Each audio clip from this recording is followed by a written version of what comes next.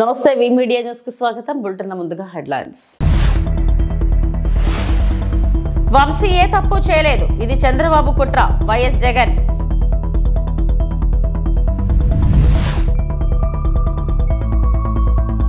నేనేమైనా పుష్పనా, మీరు షెకావత్త, మంచు మనోజ్ ఫైర్.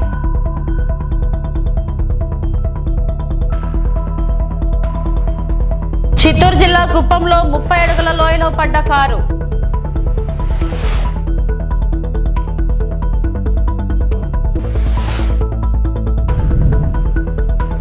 రాజస్థాన్లోని ఉదయపూర్లో జాతీయ స్థాయిలో జరిగిన వివిధ రాష్ట్రాల నీటిపారుదల మంత్రుల సమావేశంలో పాల్గొన్నారు. ఈ సమావేశం 18 మరియు 19 తేదీలలో కేంద్ర జలశక్తి మంత్రిత్వ శాఖ సమక్షంలో వాటర్ విజన్ 2047 పేరుతో 2 రోజుల పాటు జరగనుంది. ముఖ్యమంత్రి చంద్రబాబు నాయుడు నదులు అనుసంధానం, రాష్ట్రంలో ప్రతి ఎకరాకు నీరు ఇవ్వడం మరియు రాష్ట్రానికి కరువు రహితంగా మార్చడం జాతీయ సమావేశంలో ఆశయం. अखिल भारतीय राज्य जल मंत्रियों के सम्मेलन के उद्घाटन समारोह में आप सबका हार्दिक स्वागत है. Aligned with the Honorable Prime Minister's vision pronounced during 2010 to enable Karnataka. Thank you.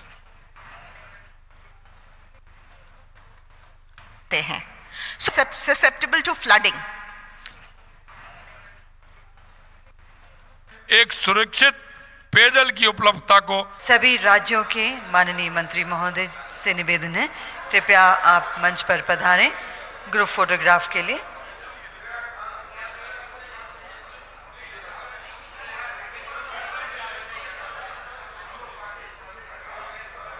రాష్ట్రంలో తెగచారిపోయిన లా అండ్ ఆర్డర్ కు వంశీ అరెస్ట్ అద్దం పడుతుందని వైఎస్ఆర్సీపీ అధినేత మాజీ ముఖ్యమంత్రి వైఎస్ జగన్మోహన్ రెడ్డి అన్నారు. మంగళవారం విజయవాడ సబ్ జైల్లో వల్లభనేని వంశీతో ములాఖత్ అనంతరం ఆయన మీడియాతో మాట్లాడారు. సమక్షంలో తానే జడ్జి గారు ఇచ్చిన సమన్లకు పోలీసుల ఆధ్వర్యంలో ఆ సమన్ను అందుకొని జడ్జి గారి దగ్గరికి వచ్చి జడ్జి గారితో తానిచ్చిన వాంగ్మూలాన్ని ఒకసారి గమనిస్తే ఆ వాంగ్మూలంలో ఆయన చెప్పిన మాటలు ఏమిటి, చివరికి ఈరోజు వంశీ మీద పెట్టిన ఫాల్స్ కేసు ఏమిటి, ఇదే సత్యకుమార్ అనే వ్యక్తి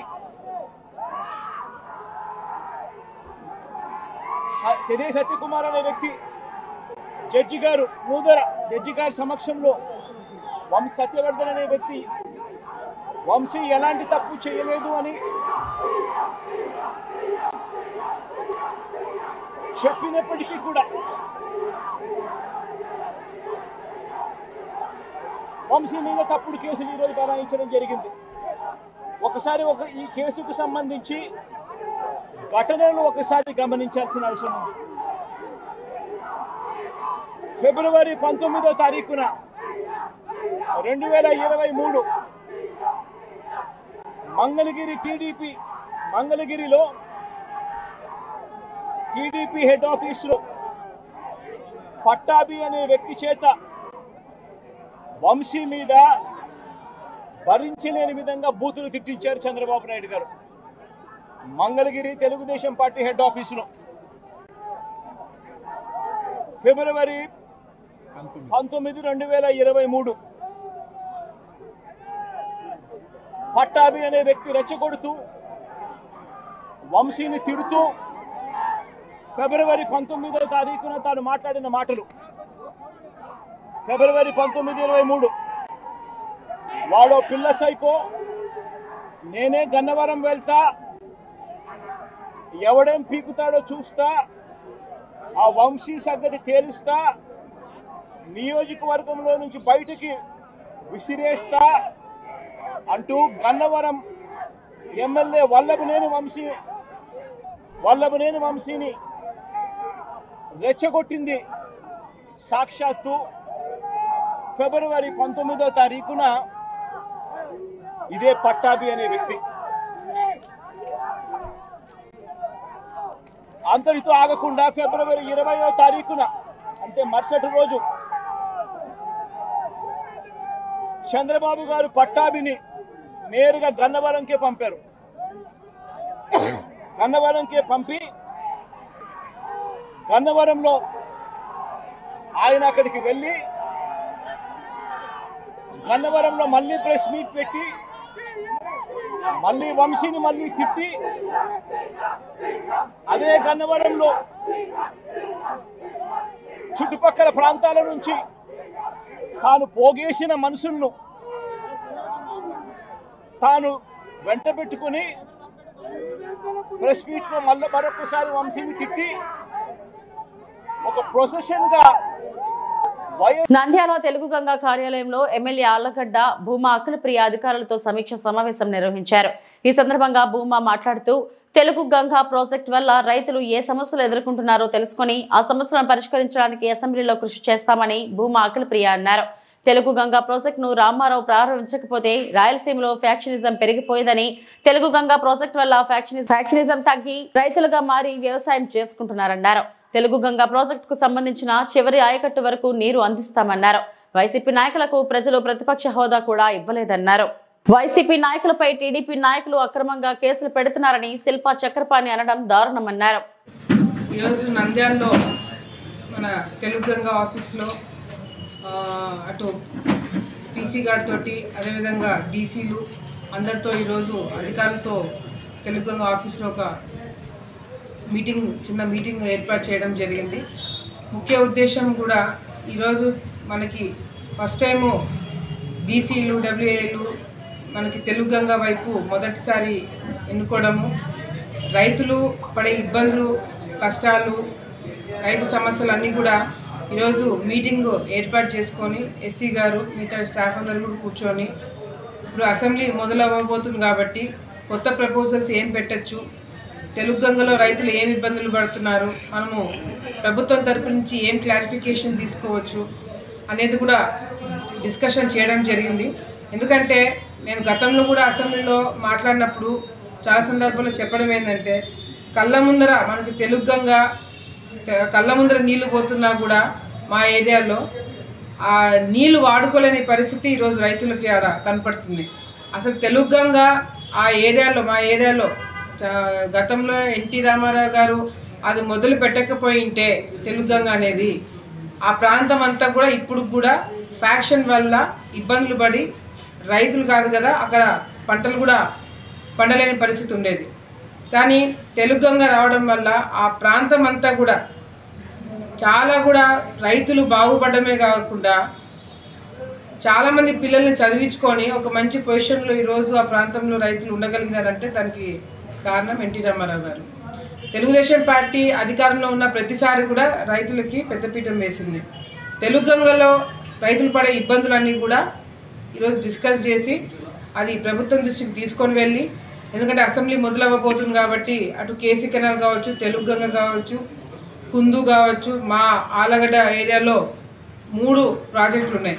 సో అంత కొంత అక్కడక్కడ ఎస్ఆర్బీసీ టచ్ అవుతుంది. ఇట్లా ఎక్కువ శాతము నాకు ఆలగడ్డలో రైతులు. చిన్నగొట్టిగల్లు మండలం బాకారపేట పోలీస్ స్టేషన్ లో అర్ధరాత్రి మంచు మనోజ్ నిరసన తెలిపారు. తన సిబ్బందితో పాటు ఉంటున్న లేక్ వ్యాలీ రిసార్ట్స్ కు ఎస్ఐ రాఘవేంద్ర చేరుకుని ఎవరు మీరు ఎందుకు ఇక్కడ ఉంటున్నారని ప్రశ్నించారని మనోజ్ తెలిపారు. నేనేమైనా పుష్పనా, మీరు షెకావత్తా లేక నేను ఒబామా బిన్ లాడెన్నా, ఎందుకు తనను అడ్డుకుంటున్నారో తెలపాలని డిమాండ్ చేశారు. సిఐ వచ్చి సర్ది చెప్పడంతో ఆందోళన విరమించారు. 2 నిమిషాలు మా వాళ్ళ దగ్గరకు వచ్చి సీఎం గారి పేరు ఎందుకు తీశారు అండ్ నన్ను ఎందుకు డిస్టర్బ్ చేశారని 2 విషయాలు చెప్తే నేను ఇక్కడి నుంచి వెళ్ళిపోతాను సార్. ఆనరబుల్ సీఎం గారి పేరు తీసి ఇలా చేయడం కరెక్ట్ కాదు సార్.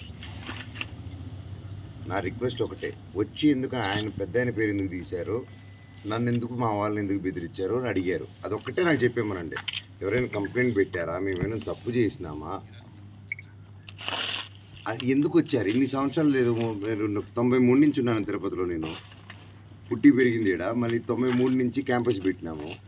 ఇన్ని సంవత్సరాలు ఏ పోలీసు నా గురించి రాలేదు చెకింగ్కి, ఎవరు రాలేదు. ఈరోజు ఎందుకు కొత్తగా ఇంత స్పెషల్ ట్రీట్మెంట్? నేను ఆడుంటాడా? నేను ఎప్పుడైనా ట్రబుల్ చేసినానా? 10 మంది నవ్వులు ఇవ్వడం తప్ప ఇంకేమైనా చేసినానా మీకు? మరి ఎందుకు ఇది? ఎందుకు నేను నా దీంట్లో ఉన్నప్పుడు ఎందుకు మీరు నాకు జస్ట్ స్టేషన్లో అఫీషియల్గా ఒక మాట చెప్తే వెళ్ళిపోతాను సార్ నేను. ఇప్పుడు ఎత్తేనే ఎత్తలేదు మీ ఫోను. ఎత్తి ఏం చెప్తున్నారు మీరు ఇప్పుడే ఎత్తలేదని చెప్తున్నారు మీ ఫోన్.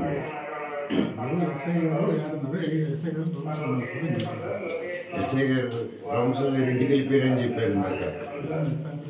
కాక మీకు హెల్ప్గా సార్ హెల్ప్ కోసం అడిగి తీసుకొచ్చాడు సార్. అంతే మీ పేపర్ మీ పెన్నే సార్. అది నా ఇంటికి అసలు మార్నింగ్ ఇంటికి రావాలి. ఇప్పుడు ఎందుకు వచ్చారు?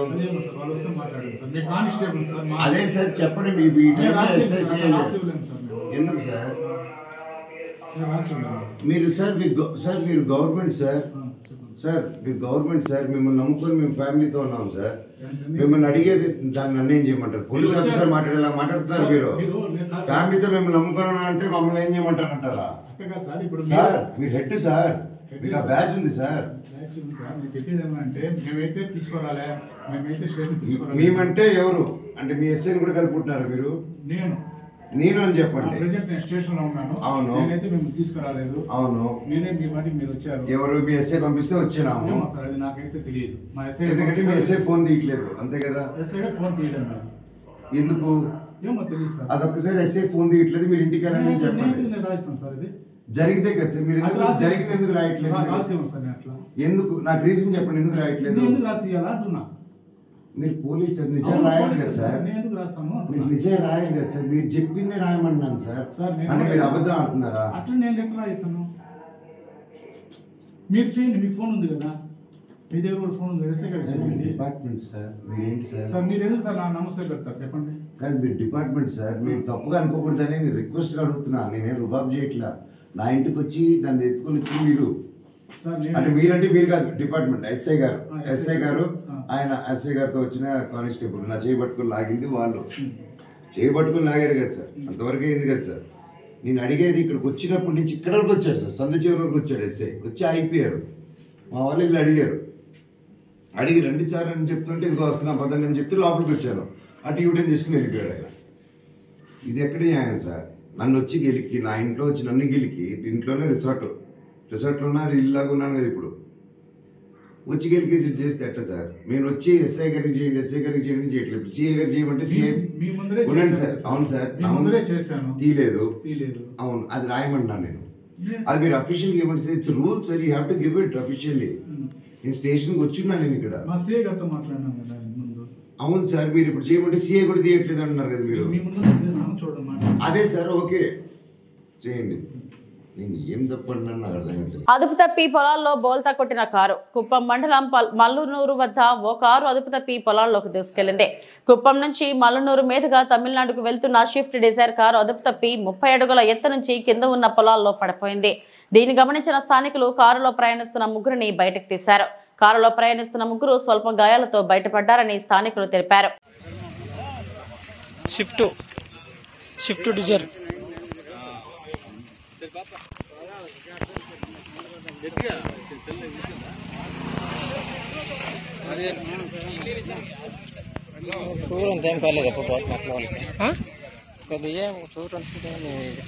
చాలా పుణ్యం చేయండి రావులప్ప.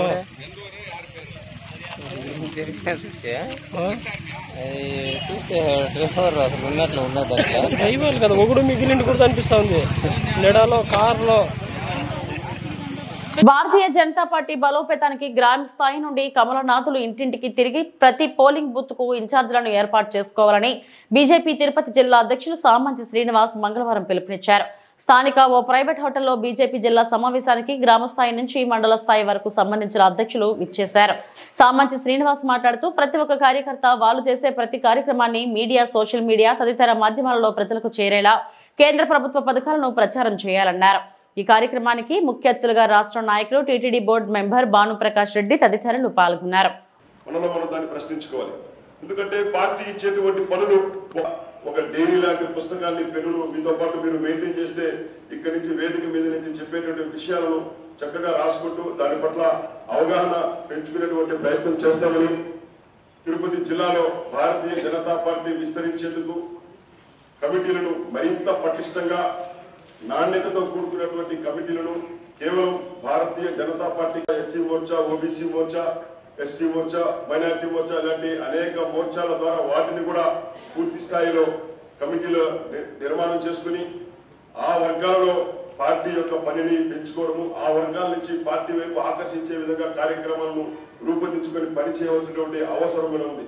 మరి వాటన్నింటినీ పెంచుకోవాలంటే మోర్చాల యొక్క కమిటీని పూర్తి స్థాయిలో నిర్మాణం చేసుకోవాలంటే మండలిలో రాష్ట్ర అధ్యక్షురాలు, సంస్థాగత ప్రధాన కార్యదర్శి 2 సార్లు టెలిఫోన్ కాన్ఫరెన్స్ ద్వారా మీతో అందరితో కూడా సంభాషించడం జరిగింది. నేను వ్యక్తిగతంగా దాదాపుగా అన్ని మండల అధ్యక్షులతో నేను వ్యక్తిగతంగా దాదాపుగా అందరితో నేను మాట్లాడడం జరిగింది. టెలిఫోన్లో కూడా సంభాషించడం జరిగింది.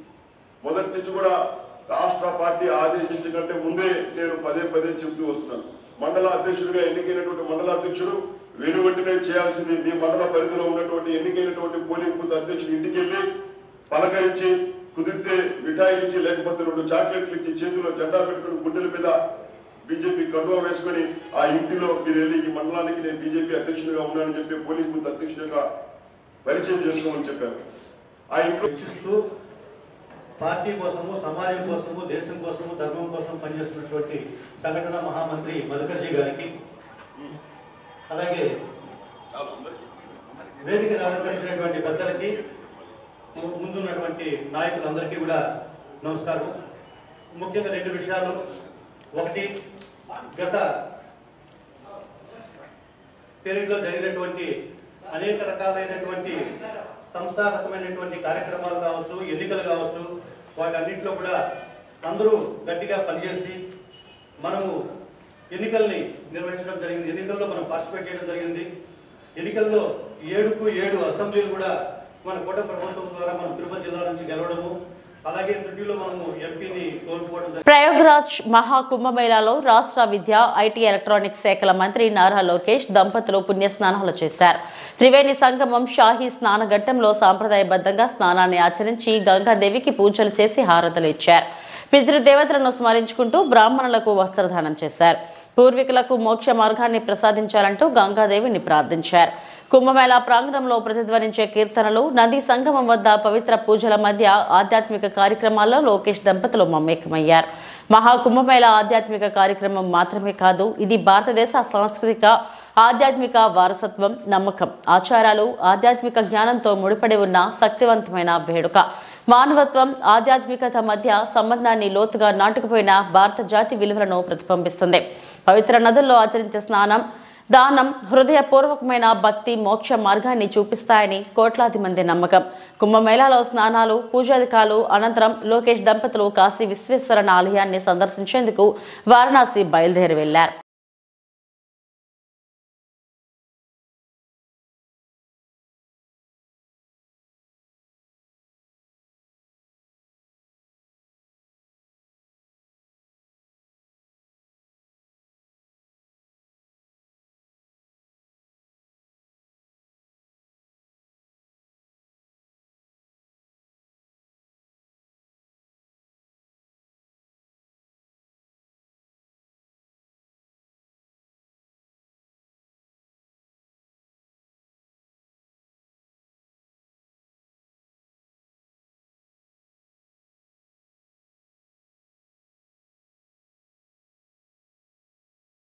అల్లూరు జిల్లా రంపచోడవరం డివిజన్ దేవీపట్నం మండలం పోలవరం ప్రాజెక్టు ముంపునకు గురైన కొండ మొదలు R&R కాలనీలను పర్యటించిన అల్లూరు జిల్లా కలెక్టర్ దినేష్ కుమార్. ప్రతి ఇంటికి వెళ్లి నిర్వాసితుల సమస్యలను అడిగి తెలుసుకున్న జిల్లా కలెక్టర్ దినేష్ కుమార్. ఇల్లు నిర్మాణం, ల్యాండ్ టు ల్యాండ్ పలు సమస్యలపై జిల్లా కలెక్టర్ దినేష్ కుమార్ కు వినతి పత్రాలు అందజేస్తూ తమ సమస్యలను వివరించుకున్న నిర్వాసితుల సమస్యలను వెంటనే పరిష్కరించాలని సంబంధిత అధికారులకు ఆదేశించిన జిల్లా కలెక్టర్. నిర్వాసితుల సమస్యలు వెంటనే పరిష్కరిస్తామని తెలిపిన అల్లూరు జిల్లా collector Dinesh Kumar.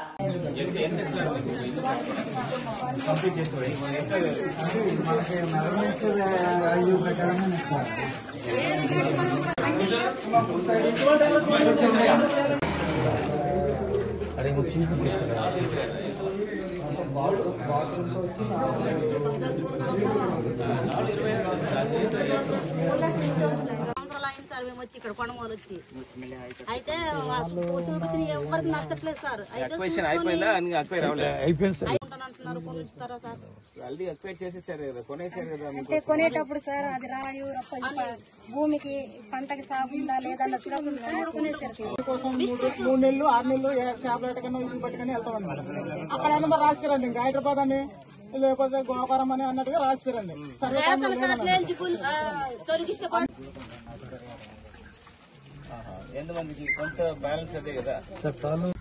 Automatically comes to the sub collector login. ఇది ప్రాసెస్ లో తహసీల్దార్ రిజెక్ట్ చేసినట్లని they directly appeal to the sub collector and the sub collector herself will register. So appeal is with the sub collector, R&R officer. వాళ్ళ Polavaram irrigation project సంబంధపట్టిన R&R కాలనీలో పర్యవేక్షణ చేయడానికి నేను sub collector గారు QITDA and ఇతర అధికారులు engineering department and other సచివాలయం employees అందరూ కూడా రావడం జరిగింది. ఇక్కడ మనం ఉన్నది పదబీంపల్లి 3 కాలనీలో ఉన్నాము. ఇక్కడ 276 PDFs ని ఇక్కడ నిర్వాసితులు తీసుకొచ్చి ఇక్కడ సెటిల్ చేయడం జరిగింది. ఒక 5 డిఫరెంట్ విలేజెస్ నుండి ఈ దేవపట్నం మండలం ఉంటున్న వాళ్ళు ఇక్కడ నిర్వహిస్తున్నారు. లాస్ట్గా తాళూరు నుండి ఉంటున్న PDFs అన్ని కూడా లాస్ట్గా లేటెస్ట్గా ఒక 6 months ముందు ఇక్కడ వాళ్ళకి ఇచ్చిన ఇల్లు కేటాయించిన ఇల్లులో ఉండి ఇప్పుడు ఇక్కడ నుంచి నివాసం స్టార్ట్ చేయడం జరుగుతుంది. ఇది దాదాపుగా ఒక 5 yearsగా ఈ ప్రాసెస్ అన్ని కూడా చేసిన వలన కొన్ని ఇల్లు అంటే 2021లో కంప్లీట్ చేసిన ఇల్లు కూడా ఇప్పుడే కొంతమంది టేక్అవుట్ చేసిన వలన కొన్ని చిన్న చిన్న రిపేర్స్ కనపడింది. ముఖ్యంగా రూఫ్ లీకేజెస్ కానీ గోడల్లో కొన్ని కారిపోవడం కానీ అట్లాంటి ఇష్యూస్ ఎక్కడెక్కడ ఉంటుందో అదన్నీ కూడా కాంట్రాక్టర్కి చెప్పేసి అదన్నీ కూడా స్ట్రిక్ట్గా రిపేర్ చేసిన తర్వాత మాత్రమే ఇక్కడ ఈ కాలనీ వాళ్ళ దగ్గర నుంచి టేక్అవుట్ చేసుకుంటామని వాళ్ళకి ఆదేశం ఇవ్వడం జరిగింది. ఇది కాకుండా ముఖ్యంగా ఈ సైట్ సెలెక్షన్ కూడా చుట్టూ అన్ని కూడా ఈ 2 పంట చేస్తున్న జరాయితీ భూమి వలన అక్కడ నుంచి నీళ్లు కింద నుంచి ఊట ద్వారా వస్తున్నది కూడా కనపడుతుంది. సో దానికి చుట్టూ ఆ సీపేజ్ వాటర్ని డ్రైన్ చేయడానికి డ్రైనేజెస్ ఏర్పాటు చేయడానికి ఇక్కడ పంచాయతీరాజ్ ఇంజనీరింగ్కి ఆదేశం ఇవ్వడం జరిగింది. వాళ్ళు కూడా ఏ డైరెక్షన్స్లో చేసి ఊటి నీరు రాకుండా చూసుకోవడానికి ఏర్పాటు చేస్తున్నారు. దానికోసము అక్కడక్కడ సైట్ లెవెల్ చేసేసి ఊటి నీరు బయటకు రాకుండా అబ్జర్వ్ చేయడానికి కూడా కార్యక్రమాలు ఏర్పాటు చేశాం. సో ఇక్కడ ఉన్న నిర్వాసితులకు కూడా వాళ్ళతో ఇంటరాక్ట్ చేసినప్పుడు కొన్ని మంది ఒక్కొక్క 7-9 మందికి ఇక్కడ R&R ప్యాకేజ్లో ఇంకా కన్ఫర్మ్ అవ్వలేదు అని కూడా కొంతమంది రావడం జరిగింది. అది R&R ఆఫీసర్స్ ప్రాజెక్ట్ అడ్మినిస్ట్రేటర్ వాళ్ళందరూ కూడా వెరిఫై చేసేసి కొన్ని మందికి అర్హదారిని కూడా వాళ్ళు నిర్ధారించారు. దాని తర్వాత వాళ్ళకున్న ప్రాసెస్ కూడా గవర్నమెంట్కి పంపించడం జరుగుతుంది. కొన్ని మందికి ఫ్యాక్చువల్ రిపోర్ట్ ప్రకారం వాళ్ళు అనర్హుదులు అని ప్రకటన చేసిన వాళ్ళకి we will give some orders. దాన్ని బట్టి వాళ్ళు అప్పీల్ చేసుకోవచ్చు పైన.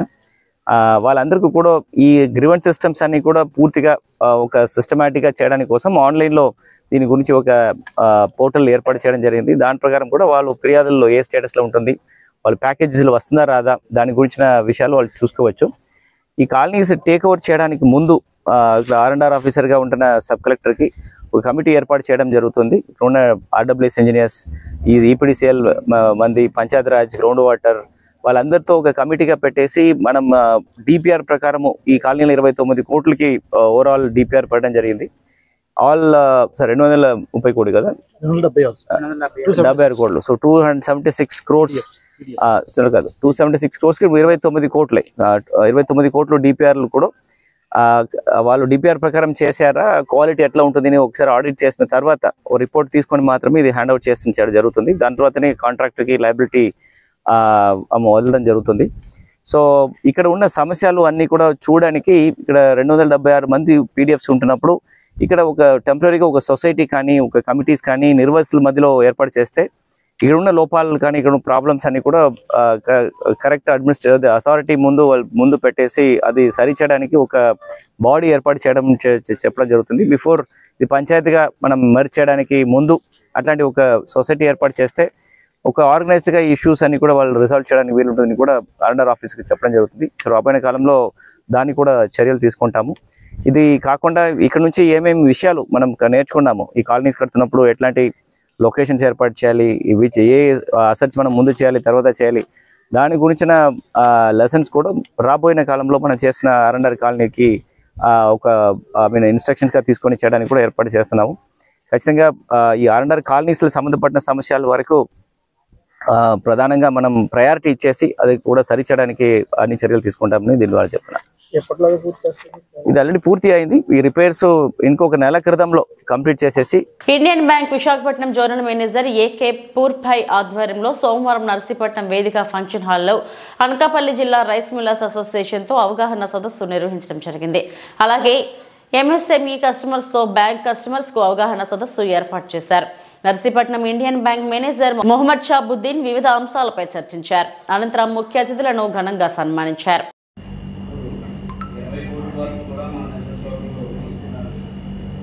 అలాగే తదుపరి ఇక్కడ 6 మెంబర్స్ వరకు మన బ్రాంచ్లో కస్టమర్లు ఉన్నారు. ఆ తర్వాత 21 సీజన్లో బాగా పీక్ సీజన్ మాకు బ్యాంక్ గ్యారెంటీ అవసరం అనుకుంటే ఇమీడియట్లీ క్యాష్ తెచ్చిన 15 మినిట్స్లో మాకు ఈజీ చేతిలో పెట్టిన యాప్ అయితే అదే నేను మొట్టమొదటి అలవాటు చేశాను ఆ మిల్లర్స్. మరి ఆ మీటింగ్లో నేను చాలా ఇదిగా మేము వ్యాపారం చేసుకున్నాం. 21-22 Mark Purve, I am Zonal Manager, Indian Bank. I am sitting at Visakhapatnam. Today I came to visit Narsipatnam branch and to meet our esteemed customer. So today's gathering was about awareness about MSME and agriculture products what we have with our bank. We are processing all sort of applications under government schemes like PM Mudra Yojana, Swanidhi, Vishwakarma, PMGP, whatever government sponsored schemes application we are getting, we are ready here to just process all the applications in the shortest possible time. Further to that, we are in agri side. This area is famous for rice millers, and we are trying to establish a cluster here to facilitate and support our rice millers customers. MSME is the backbone of the country for employment generation. We are here to support all MSME activities, whatever may be, starting from tea stall to any big unit also. So we have all products suiting all the. బహుజన అధికారులపై కక్ష సాధింపు చర్యలు చేస్తే సహించం. బహుజన నాయకులు బొట్ట నాగరాజు. అనకాపల్లి జిల్లా నర్సీపట్నంలో రాష్ట్రంలో బహుజన అధికారులపై కూటమి ప్రభుత్వం కక్ష సాధింపు చర్యలు చేపడితే ఊరుకునేది లేదని బహుజన ఐక్యవేదిక నాయకులు బొట్ట నాగరాజు డిమాండ్ చేశారు. ఈ మేరకు సోమవారం బీఐవీ కార్యాలయంలో విలేకరుల సమావేశం నిర్వహించారు. ఈ సందర్భంగా ఆయన మాట్లాడుతూ ఏపీ డిప్యూటీ స్పీకర్ రఘురామకృష్ణంరాజు బహుజన అధికారులు అయిన మాజీ సిఐడి చీఫ్ ఐపీఎస్ అధికారి పివి సునీల్ కుమార్ పై కక్ష కట్టి అనేక ఇబ్బందులకు గురి చేస్తున్నారని, ఇప్పటికీ ఆయనకు పోస్టింగ్ ఇవ్వకుండా ఇబ్బంది పెట్టడం దారుణమన్నారు. ఇప్పటికైనా CM Chandrababu Naidu deputy CM Pawan Kalyan స్పందించి ఆయనపై కక్ష సాధింపు చర్యలు ఆపి పోస్టింగ్ ఇవ్వాలని డిమాండ్ చేశారు. కార్యక్రమంలో బహుజన ఐక్యవేదిక నాయకులు ఎన్ చిరంజీవి, వి సంజీవ్, కొల్లు గంగాధర్ పాల్గొన్నారు. నర్సీపట్నం బహుజన ఐక్యవేదిక తరపు నుండి ఈరోజు ఈ పత్రికా సమావేశం ఏర్పాటు చేయడం జరిగింది. ఎందుకంటే రాష్ట్రంలో ఉద్యోగస్తుల పైన ఈ ప్రభుత్వం చాలా మంది ఆఫీసుల పైన కక్ష కట్టి చర్యలు తీసుకుంటూ ఉన్నది. ఆ కక్షపూర్వక చర్యలు తీసుకోకూడదు, ఆపాలని చెప్పేసి మేము బహుజన ఐక్యవేదిక తరఫున డిమాండ్ చేస్తూ ఉన్నాం.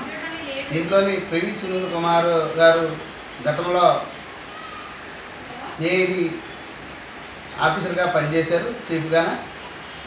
ఆయన వృత్తిరీత్యా ఏదైతే చేయాలో ఆ పనులు చేశారు తప్ప తన ఉద్యోగానికి వ్యతిరేకంగా ఏ కార్యక్రమం కూడా చేయలేదు.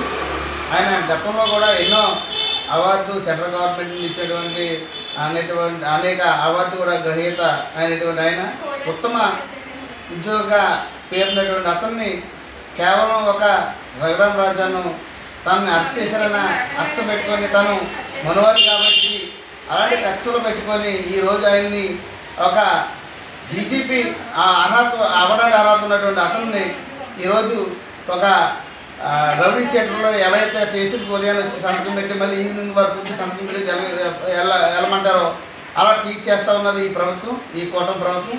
కాబట్టి ఇది మంచి పద్ధతి కాదని చెప్పేసి చెప్తా ఉన్నాం. అటు నారా లోకేష్ గారు కానీ, చంద్రబాబు నాయుడు గారు కానీ, పవన్ కళ్యాణ్ కానీ ఇవన్నీ కూడా ఒకసారి మీరు ఆలోచించండి. ఇలాంటి మంచి అధికారుల్ని మీరు ఏదో మంచి పోస్ట్ ఇచ్చి ఈ ప్రభుత్వానికి పేద ప్రజలకి సేవ చేసే విధంగా వాడుకోవాలి తప్ప మీరు ఏదో కొంతమందికి కోసం అని చెప్పేసి ఎలాంటి నిజాయితీపర ఆఫీసులపైన నేను కూడా రోజు వార్తల్లో నాటిలో చెప్పి చూపిస్తూ మీరు మనోభావాలు దెబ్బతీయొద్దని చెప్పేసి కూడా మేము రిక్వెస్ట్ చేస్తా ఉన్నాం. ఎందుకంటే ఆయన చాలామందికి ఇన్స్పిరేషన్గా ఈరోజు మన ఆంధ్రప్రదేశ్లో కానీ తెలంగాణలో కానీ ఎస్సీ ఎస్టీ బీసీలు చాలామంది ఐపీఎస్ ఆఫీసర్లు అవ్వాలి, ఐఏఎస్ రావాలని చెప్పి కలగంటా ఉన్నాం.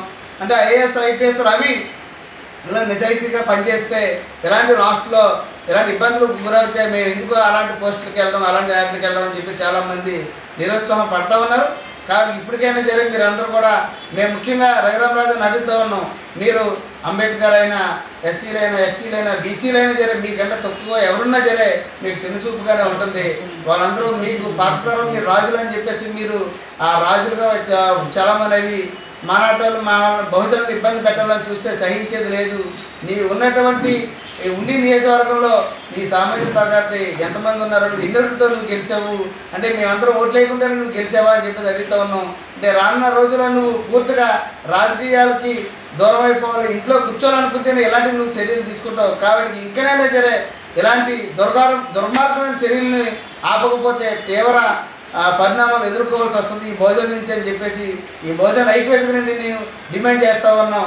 జై భీమ్, జై భీమ్, జై భారత్. ఇప్పటివరకు నా బులెటిన్ అప్డేట్స్. నమస్తే.